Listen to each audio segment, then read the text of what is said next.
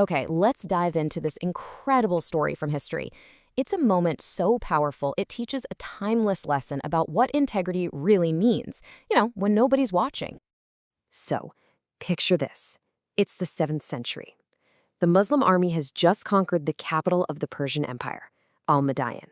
And this wasn't just any city. This was the heart of a global superpower. And for the very first time, its legendary treasures are being uncovered. As the soldiers started gathering up all the loot, they found wealth that was, well, it was truly beyond anything they could have imagined. And we're not just talking about some coins and gold bars here. We're talking about items of breathtaking artistry and value. I mean, the details from the old chronicles are just stunning. They talk about a horse made entirely of solid gold, with a golden saddle and a bridle just packed with rubies and emeralds. They also found a silver camel with a golden saddle, and even a knight made of silver covered in jewels. This was the accumulated wealth of an entire empire. So, in the middle of all this chaos and discovery, a single, ordinary soldier quietly walks up to the guy in charge of collecting all the spoils. He's not a general, he's not some famous warrior, just one of the troops. And he's carrying something he found. And this is where the story really pivots. It stops being about treasure and starts being about character. What happens next? It reveals the very soul of this army. The treasury officials, they're just stunned by the value of what he's brought in. I mean, they look at this priceless artifact, then they look at the soldier, and their first thought is a really practical one. They ask him, Did you take anything from it? It's a natural question, right? The temptation must have been absolutely immense. But the soldier's answer is immediate, and it's profound. He doesn't say, "No, I'm an honest man." He completely removes himself from the equation. He's basically saying his honesty wasn't for them or for himself, but for God alone.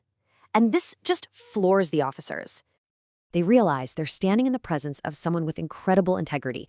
They want to know his name, surely to honor him, to praise him, to make him an example of honesty for everyone else. And his response is just, wow. He flat out refuses to give his name. He says, explicitly, that he doesn't want their praise. His action was for a divine reward, and in his eyes, any human recognition would just contaminate that. Then he just turns and walks away, disappearing back into the ranks. Of course, the officers were so moved by this that they actually had someone discreetly follow him. And that's how they learned his name, Umar ibn al-Khattab. But think about that. The only reason we know his name today is because he was followed, not because he ever sought a single ounce of recognition for what he did.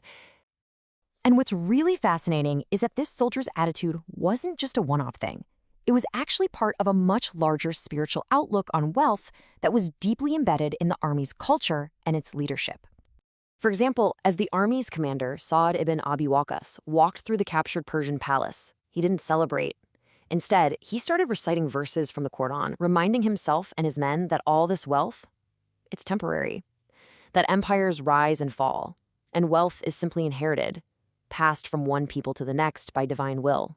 But what's truly revealing is the reaction of the caliph, the leader Umar, when all the treasures finally reached him. He didn't rejoice, he wept.